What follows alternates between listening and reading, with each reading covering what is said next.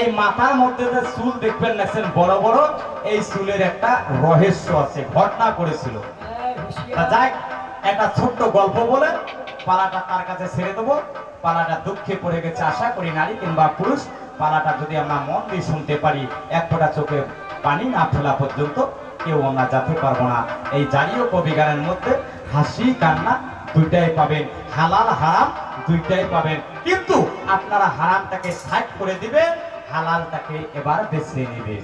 এই যে আমাদের ভাগ্নে উত্তর দিনাজপুর, দক্ষিণ দিনাজপুর, মালদা, মুর্শিদাবাদ, কলকাতা, মেদিনীপুরে হয়তো আপনারা ভাববেন যে এরা মনে হয় গল্প করছে, আমাদের ওই দিকে যাবে। 5 বছরের বাচ্চাকেও যদি জিজ্ঞাসা করেন ভাই ভাই সম্প্রদায় জারিও কাওয়ালি, সবাই কম বেশি আমাকে চেনে। তাই এদেরই এবার ওই ভাগ্নেটা বিয়া শাদী দেওয়ার পরে একটা বাচ্চার বাবা মা হয়ে গেছে, তাই দিনাজপুর থেকে গান এবার বায়না এসেছিল, আমরা গান করতে চলে গেছি দিনাজপুরে।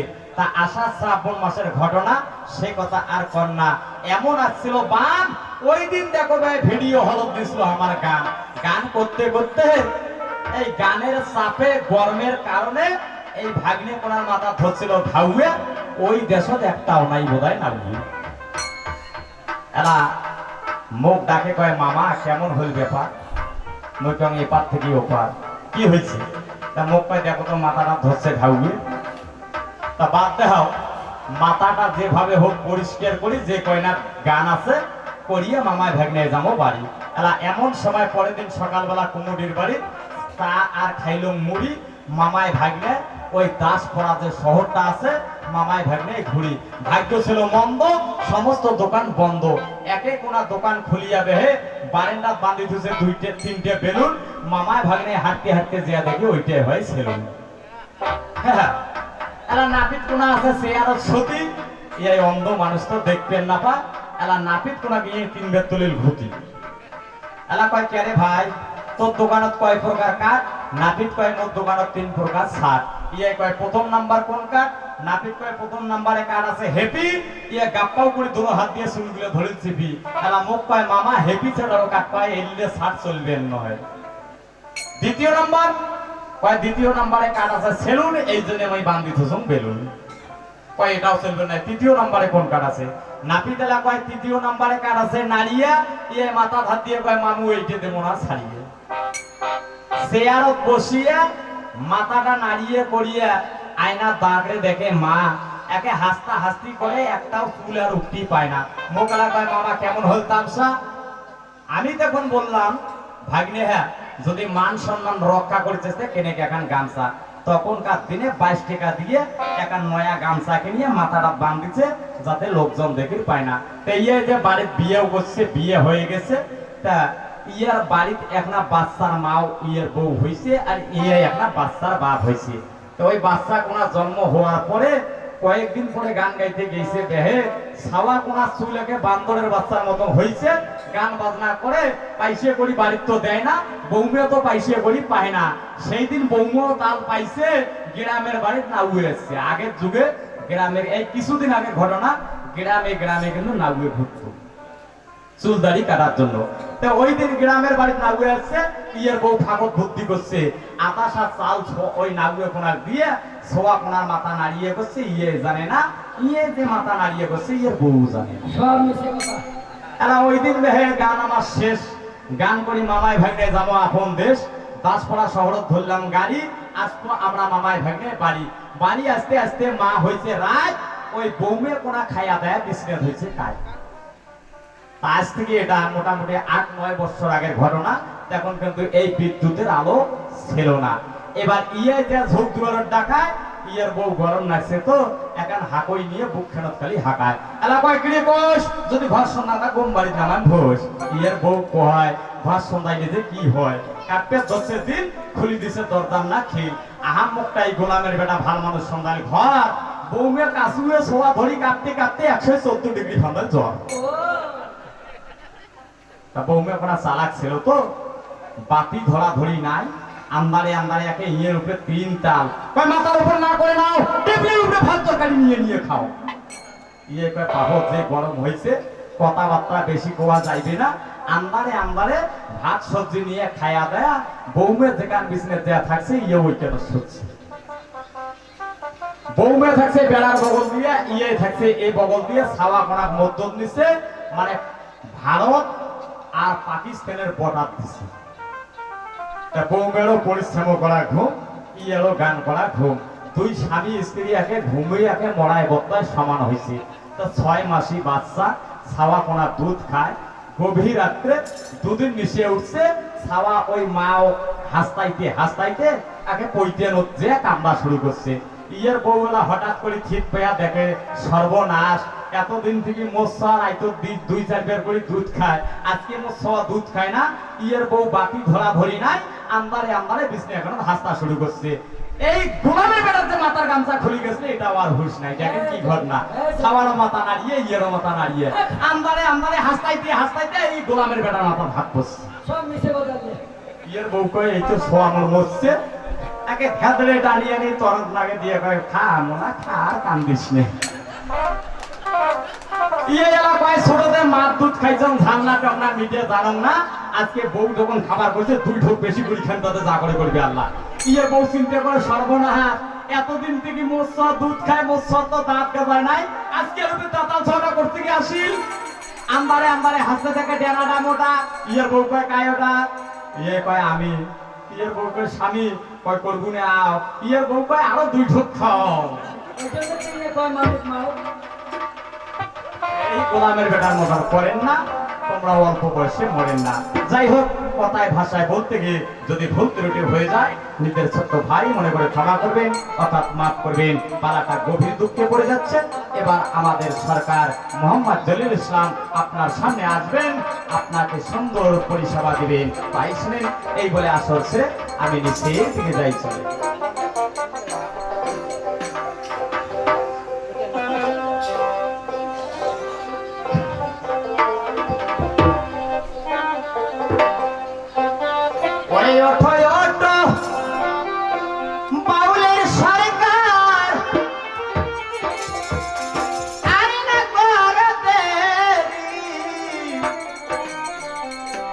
তোমার জন্য আছে বসে যত পুরুষ নারী,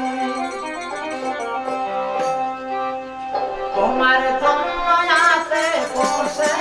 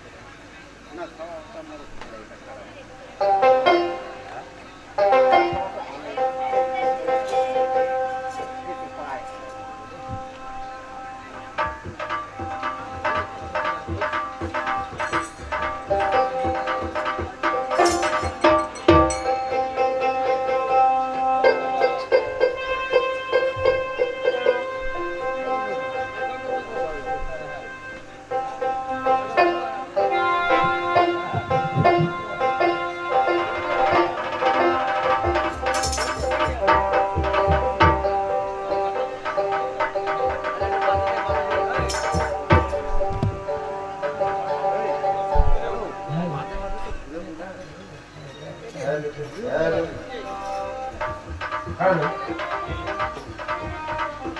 hello hello hello check hello hello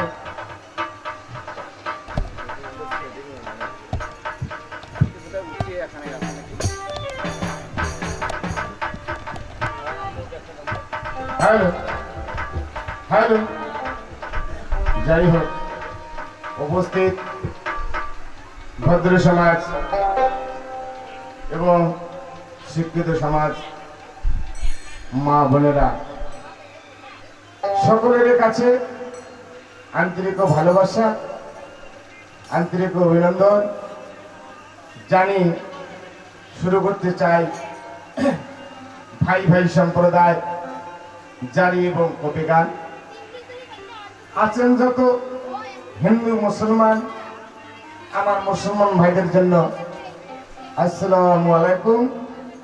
Hindu ভাই যদি থাকেন তাদের জন্য আমার নমস্কার বা প্রণাম জানি শুরু করব আজকের যে জীবনী, আজকের যে কাহিনী, বুঝার মতো শোনার মতো ইতিহাস। হযরত বিবি কুলসুমের মেজবানি, মা ফাতেমার করুণ কাহিনী, ইমাম হাসান হোসেনের দুঃখ শুনে নেব। আজকে মানুষ গরিব হলে এই দুনিয়ায় তার কি রকম হয় কষ্ট, আর বাদশা হলে, রাজা হলে, বড়লোক হলে তাই আমরা চোখের নিমিষে কি রকম ভাবে আমরা ভুলে যাই। এবার আমরা আল্লাহ পাকের কাছে চোখের মিনিশতে নষ্ট হয়ে যায়। এর কারণটা কি আজকে আমরা শুনতে পারবো। ফাতেমার কষ্ট, কুলসুমের মেজবানি। এতক্ষণ ধরে গান শুনলেন, ভালো কি মন্দ এ বিচার করবেন আপনারা। এটা একটু ভাষা না, এটা ভাষা না ভাষা ডিস্টার্ব হয়ে যাবে। তাই এবারে ভাগ্নে উঠলো, ভাই উঠলেন, আপনাদেরকে বললেন, শুনাইয়া দিল ভালো কি মন্দ এ বিচার করবেন আপনারা। কারণ আমরা ছেলে মানুষ, হাজার হাজার কথা বলতে গিয়ে না জানি ভুল হয়ে যায়। যদি ভুল করে থাকি নিজের ছোট্ট ভাই ছেলে মনে করি, আপনারা ক্ষমা করে দেবেন এবং গান শুনবেন। নাম আমার জলিল ইসলাম, গ্রাম ঠিকানা বারোমাসিয়া, শীতল খুশি হলো থানা, গন্ডগোল কেউ করেন না। আস্তে আস্তে শুনবেন গান এবং হিন্দু মুসলমান একটা গান ধরি, তারপরে পালাটা শুরু করব। তা যে গানটা ধরবো, আমার মুসলমান ভাই যারা আছেন গানটা শুনে সবাই মনে মনে তার জন্য সালাম দেবেন। কারণ এই ব্যক্তির নাম নিলে, দিনে উজুতে নাম নিলে শরীর থেকে তার আড়াইটা পশম